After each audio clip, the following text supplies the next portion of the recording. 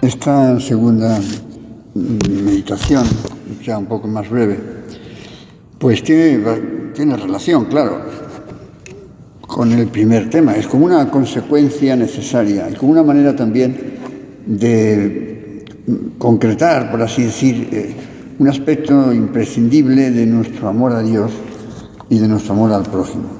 Y me estoy refiriendo a la necesidad de amar a la Iglesia. Amar a la Iglesia. No podríamos amar a la Iglesia, mejor dicho de otra manera, no podríamos amar a Dios si no amamos la Iglesia. No podríamos amar a Dios como Padre si no amáramos a la Iglesia como Madre. Así como antes he seguido principalmente algunas ideas, como os decía, tomadas de Benedicto XVI por ese documento tan importante sobre ese tema, pues ahora se me había ocurrido, para deciros algunas cosas, conocidas todas, pero que nos ayuden a concretar también algún pequeño propósito, se me había ocurrido fijarme en algunas consideraciones de lo que San José María ha ido comentando a lo largo de su vida sobre el amor a la Iglesia. Ya que hemos celebrado su aniversario, su 122 cumpleaños, el día 9, ya que nos vamos encaminando, y se irá hablando, ya que nos vamos encaminando al primer centenario del Opus Dei en el 2028, que pasa rápido, pues vale la pena algunas cosas.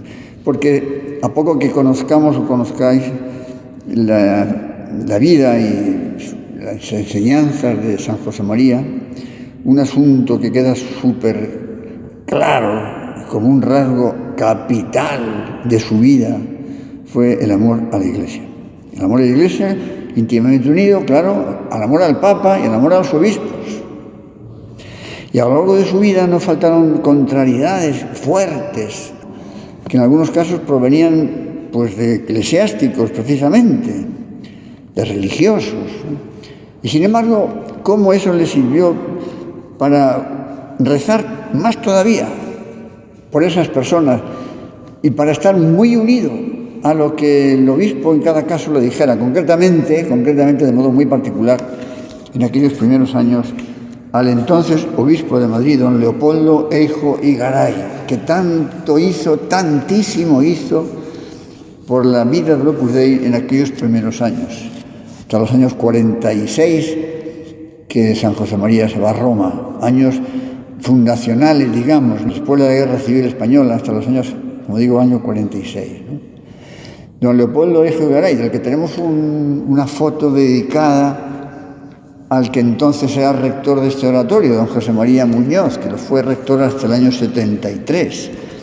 Pues ahí tenemos una foto suya muy bonita de don Leopoldo, ¿no? Que es un recuerdo agradecido del bueno de don Leopoldo, que yo creo que perfectamente, que también se podría haber empezado su proceso de beatificación. Bueno, pues decía, entre otras muchas cosas, decía San José María, en Camino y en todas sus obras hay infinidad de ideas que hacen ver con toda claridad ese amor de Dios. ¡Qué alegría!, dice un punto de Camino, ¡qué alegría poder decir con todas las veras de mi alma, amo a mi madre, la Iglesia Santa! No podemos ser buenos cristianos si no amamos a la Iglesia. Y por eso ni de lejos se nos puede escapar una palabra negativa. Cuando alguna vez algunas personas hablan de los pecados de la Iglesia, ¿no? Los pecados de la Iglesia. Y decía San José María, la Iglesia es santa, los pecados son nuestros, personales, de cada uno. La Iglesia es santa, santa es su fundador. Santos son sus medios, los sacramentos, y santos hay millones ya en el cielo, y nosotros pecadores peregrinamos en la tierra.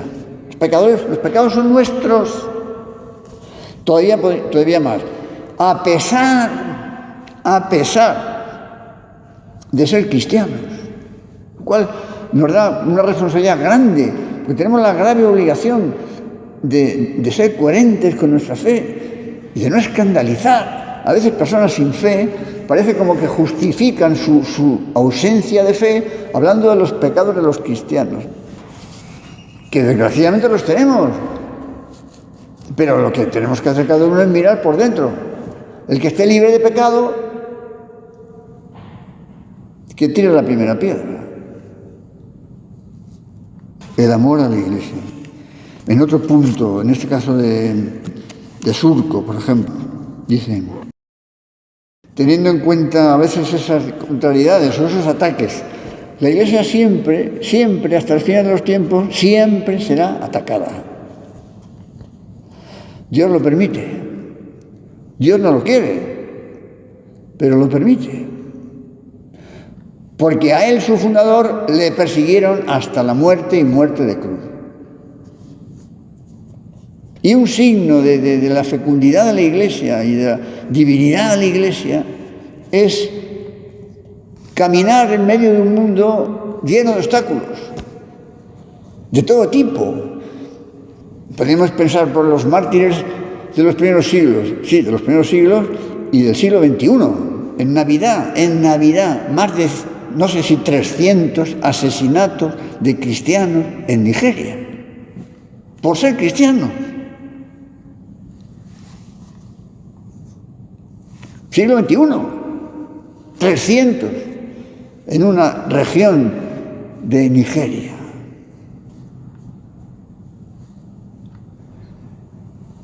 Quiero decir que ataques habrá siempre, pero si todo nos lleva a Dios, entonces la Iglesia crece. En Nigeria, pues tenemos que pensar esas barbaridades. Pues seguro, como siempre, la sangre de los mártires, semilla de cristianos. En Nigeria hay muchos musulmanes en algunas zonas, como sabéis, pero hay muchos millones de cristianos y muchos seminarios potentes y muchas vocaciones sacerdotales, etc. Digo Nigeria porque he salido este ejemplo, pero podríamos hablar de otros países. Pues dice un punto de Surco, tienes un afán grande de amar a la Iglesia, tanto mayor, cuanto más se revuelven quienes pretenden afearla. Me parece muy lógico, porque la Iglesia es tu madre. Claro que sí. Es así. Así tenemos que verlo, porque así es. Otras veces la gente dice, es que la Iglesia se tiene que poner al día. Otra idea tópica, pintoresca. ¿Qué significa estar al día? ¿Qué significa ponerse al día? ¿Es que la Iglesia está anquilosada? Pues hace ya bastantes años, al fundador lo pude en una entrevista, que luego se publicó en ese libro llamado Conversaciones con Monseñor Escrivá, la primera pregunta que le hacían era precisamente esta. ¿Cuál es, a su entender, le preguntaban, el sentido verdadero del aggiornamento, el estar al día, esta palabra italiana, estar al día? ¿Cuál es el sentido verdadero de esta palabra, estar al día, aplicado a la vida de la Iglesia? Y fijaros, así se podían dicho pues muchas consideraciones teológicas, no sé qué, tal. Sí. Bueno, fijaros qué sencillez, qué claridad de respuesta, para ir a dar en el clavo. ¿Cuál es el sentido verdadero? Y responde, fidelidad. Para mí, aggiornamento significa sobre todo eso, fidelidad a la doctrina de Cristo de siempre. Un marido, un soldado, un administrador es siempre tanto mejor marido, tanto mejor soldado, tanto mejor administrador, cuanto más fielmente sabe hacer frente en cada momento, ante cada nueva circunstancia de su vida, a los firmes compromisos de amor y de justicia que adquirió un día. Ahí está el asunto. Fidelidad. Ese es el mejor modo, por no decir el único, de estar al día. Por eso, el ayornamiento de la Iglesia, ahora como en cualquier otra época, es fundamentalmente eso, una reafirmación gozosa de la fidelidad del pueblo de Dios a la misión recibida, al Evangelio. Este es el asunto, no puede ser otro.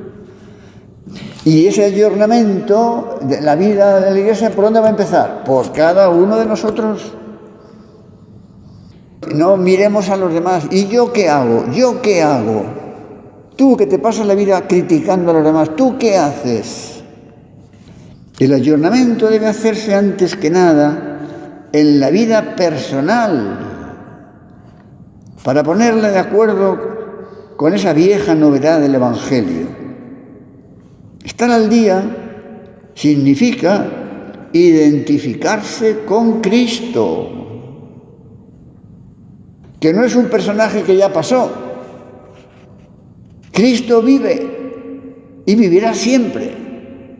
Como dice San Pablo, ayer, hoy y por los siglos de los siglos. Amén. Cristo vive. Su palabra tiene que fecundar el mundo. No hay otra que la pueda sustituir. Naturalmente, el magisterio, el Papa, los obispos, inspirados por el Espíritu Santo, particularmente el Papa, cuando define verdades de fe o de moral, sabe dar criterios sobre cuestiones que puedan estar controvertidas o confundidas o que tienen una influencia negativa intensa en la vida de la sociedad, como hoy. Esta expresión que utilizó mucho Benedicto XVI, de la dictadura del relativismo. Vivimos en una época de relativismo, todo es relativo, con lo cual se cae en una contradicción, porque cuando yo digo todo es relativo, pues resulta que ya no todo es relativo, porque hay algo que ya no es relativo. No sé si parece un juego de palabras, pero creo que se entiende.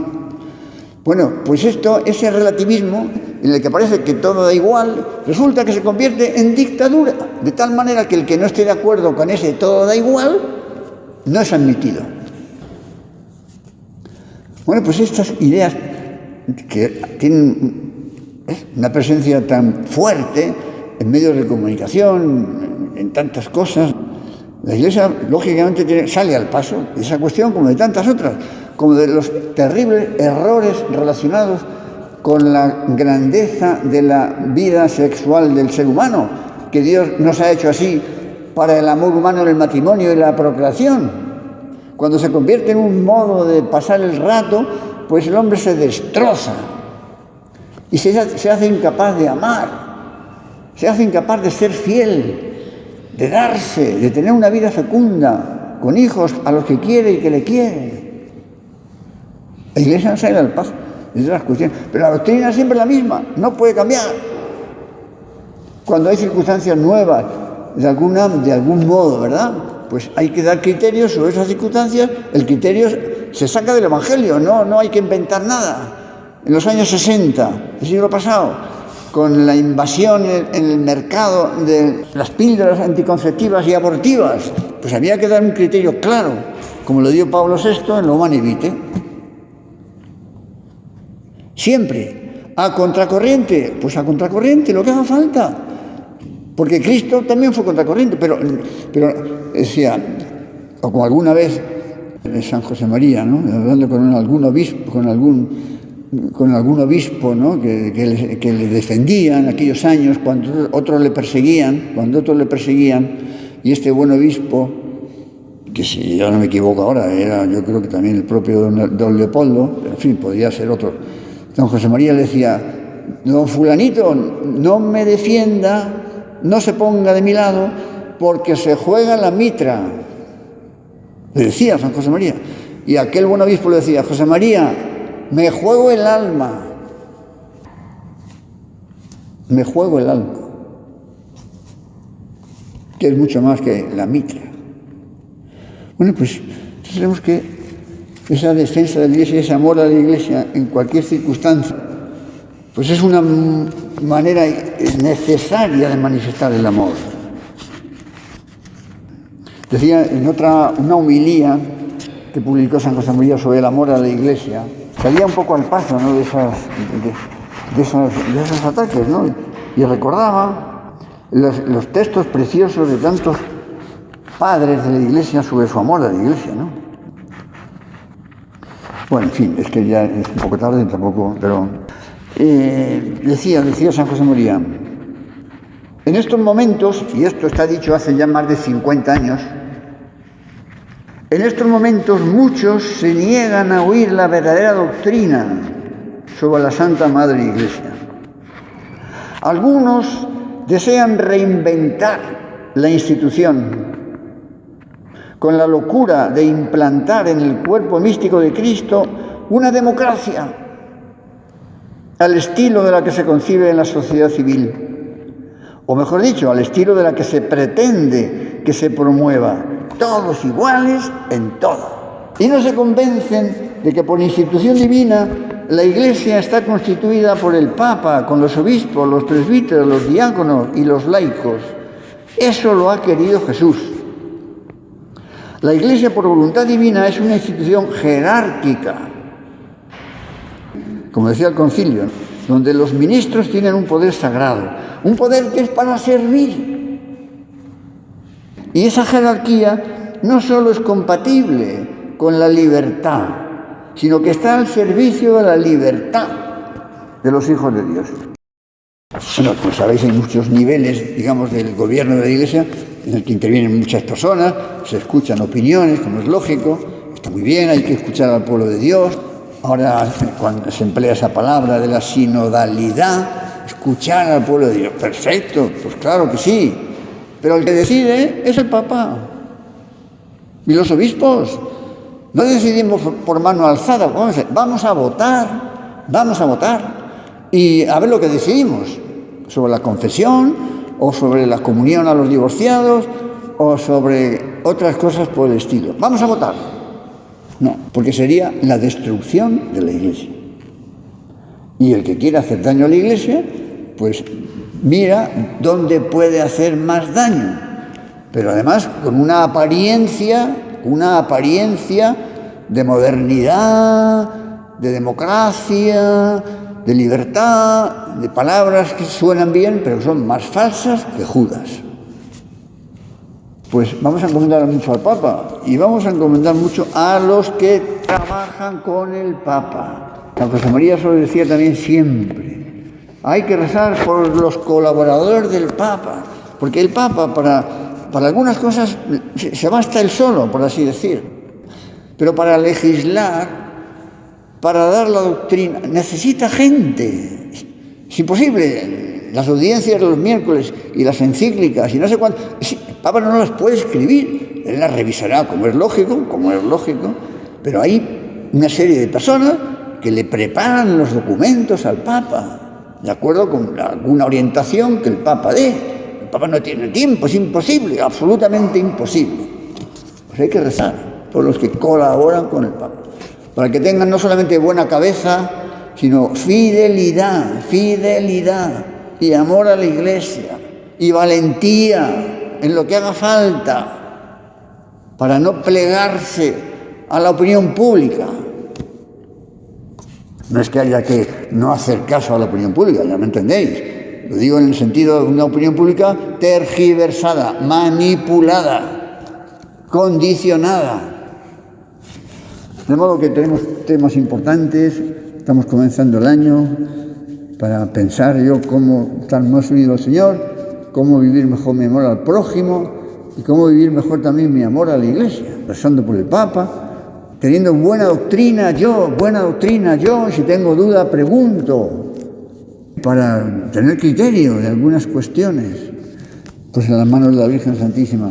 Y con la intercesión de los santos, estamos en el lavatorio, nos acordamos de Guadalupe, nos acordamos del Caballero, además este año es muy importante en el proceso del Caballero, para que se avance de modo definitivo en lo que hay que presentar en Roma, o sea que vale la pena encomendar este asunto, encomendarse a él, pedirle favores Ahí hemos puesto el cuadro de San Simón de Rojas, que este año es su centenario y vamos a tener aquí alguna fiesta especial. Fiesta me refiero espiritual, litúrgica, porque fue el sucesor del caballero y es santo. Por tanto, es quizá el que más puede interceder para que todo esto vaya como Dios quiere. Pues terminamos. Aquí dejo el examen para que subáis alguno a leerlo. Te doy gracias, Dios mío, por los buenos propósitos, afectos, inspiraciones que me has comunicado en esta meditación. Te pido ayuda para ponerlos por obra. Madre mía Inmaculada, San José, mi Padre y Señor, Ángel de mi guarda, interceded por mí.